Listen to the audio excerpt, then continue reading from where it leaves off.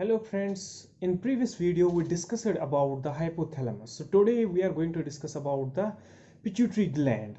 Pituitary gland is also known as the master gland of endocrine system, and it is the smallest gland in our body and it weighs about 0.5 gram. It is present in the sella turcica cavity in the sphenoid bone. Sella turcica is the cavity present in the sphenoid bone. There are 8 bones in the cranium: frontal, parietal, temporal, occipital, then sphenoid and ethmoid. In sphenoid there is one cavity, and in that cavity is known as sella turcica. In that cavity, sella turcica, this pituitary gland is present. This pituitary gland is also called as hypophysis cerebri, and it consists of three parts: anterior pituitary, intermediate pituitary, and the third one is posterior pituitary. Anterior pituitary and intermediate pituitary, they are also combinedly called as adenohypophysis. Why? Because they have the same origin and they are originating from the epithelial cells, so their origin is epithelial. Which one?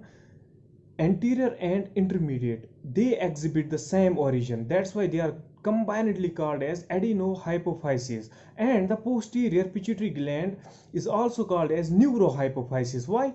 Because its origin is nervous cells, its origin is nervous, that's why it's also called as neurohypophysis. And as I told you, it is also called as master gland of endocrine system.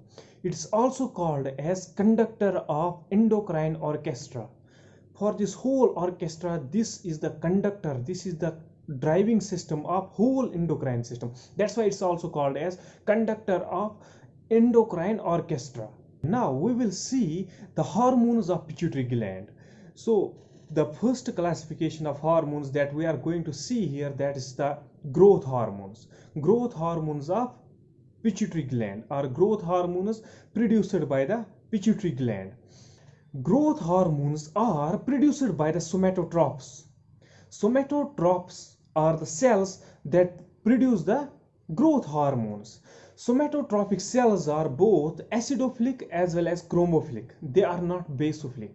If you are getting the objective, somatotrophic cells are acidophilic, basophilic, chromophilic, none of the above. First preference goes to acidophilic because most of the somatotrophic cells are acidophilic. Then second option goes to chromophilic, and rest of the options are not correct. So somatotrophic cells are producing the growth hormones, and these growth hormones contain single polypeptide chain. In that single polypeptide chain, it comprises 191 amino acids and it weighs about 22,000 daltons. Maximum growth hormones are produced during sleep.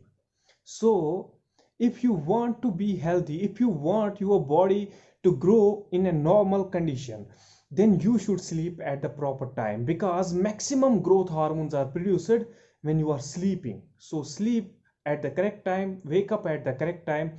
That will make your body healthy, that will make your health status normal. You will get the good health status if you are sleeping at the correct time, because maximum of the growth hormones are released during sleep. So the function of growth hormone is to build your body. That means it is building the body, it is constructing something. That means when something is being constructed, that means the driving force behind that construction is anabolic.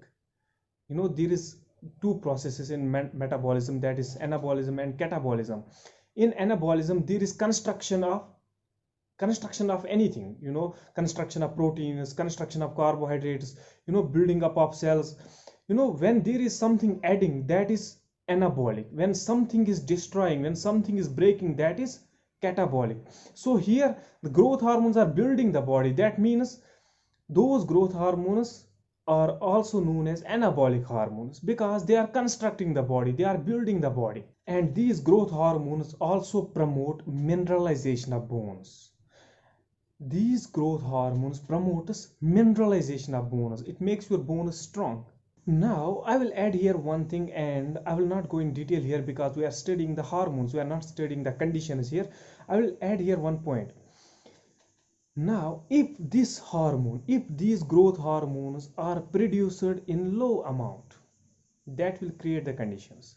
And if this growth hormone is produced in the higher amount, if this growth hormone is produced in excess, that will also lead to the abnormal conditions of the person. For example, if this growth hormone is produced in low amount, that is hyposecretion of growth hormones, that leads to dwarfism. Means the person's height will not be normal, the person's growth states will be totally abnormal, but the person will be mentally fine. Mentally, the person will be normal. Only the physique of the person will be abnormal, will be short. And there are many types of dwarfism. There is Laurian-Levy type, there is Brizandus type, there is mixer type. All these types will study in the genetics. Here we have to study the hormone. If this hormone is produced in excess, that is hypersecretion of growth hormone, then this excess production of growth hormone leads to gigantism, abnormal height. More than normal, the person will gain the height. More than normal, the person's body will be built. These things are not the normal things. These are the problems created by the growth hormone. One way growth hormone is important for us, for our normal growth. Another way, if we see, then if it is produced in the less amount, that is hyposecretion, it will lead to the condition. If it is produced in excess, that will also lead to the condition. Because of this overproduction of growth hormones, the person may develop the kyphosis. That's also known as calcaneus hunchback. There are certain growth hormones. For example, prolactin hormone. It's a mild growth producing hormone, but it's a growth hormone. We have to study it. Growth hormone, this prolactin growth hormone is produced by the lactotrophs. Lactotrophs are also acidophilic as well as chromophilic cells. These lactotrophic cells also exhibit one single polypeptide chain, 198 amino acids, and it weighs about 23,000 daltons. This prolactin hormone is also known as lactogenic hormone. This prolactin hormone is also known as lactogenic hormone. It's also known as milk producing hormone. Milk producing hormone. Milk producing hormone. Prolactin is also called as milk producing hormone. It's also called as lactogenic hormone. And this prolactin hormone develops the maternity instincts in a woman during pregnancy. The function of this prolactin hormone is milk production and development of mammary glands. Here I got one point in my mind, that is, there is one hormone that's known as luteotropic hormone. Luteotropic hormone that is produced by the luteotropic cells, and this hormone is present in the rats. The function of that hormone in rats is to maintain the health of corpus luteum. In humans, the health of corpus luteum is maintained by the luteinizing hormone. This prolactin hormone is produced by the anterior pituitary gland.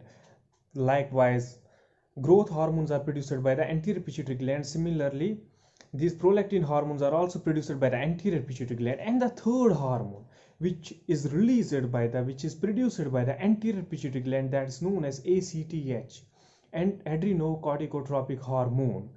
Adrenocorticotropic hormone is produced by the adrenocorticotrophs. These ACTH, adrenocorticotropic hormones, are produced by the corticotropic cells. Corticotropic cells are both basophilic as well as chromophilic. They are not acidophilic.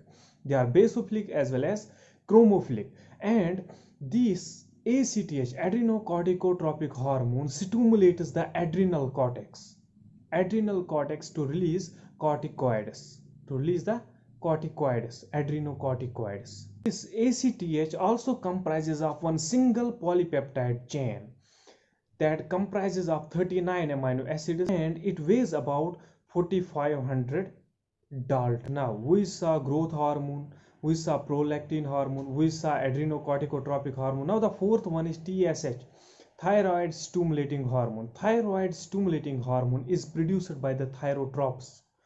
Thyroid stimulating hormone is produced by the thyrotropes, and those thyrotropic cells are also basophilic as well as chromophilic. They are also not acidophilic. They are basophilic as well as chromophilic. This thyroid stimulating hormone stimulates the thyroid gland to release T3 and T4, triiodothyronine and tetraiodothyronine, and this TSH stimulates the uptake of iodine, but that iodine exhibits the charge minus 1, correct? Like we have sodium plus 1. Similarly, iodine exhibits the charge minus 1, and that iodine with minus charge, with negative charge, is passed through one process that is known as organification. Through organification, this negatively charged iodine atom gets converted into the positively charged iodine atom.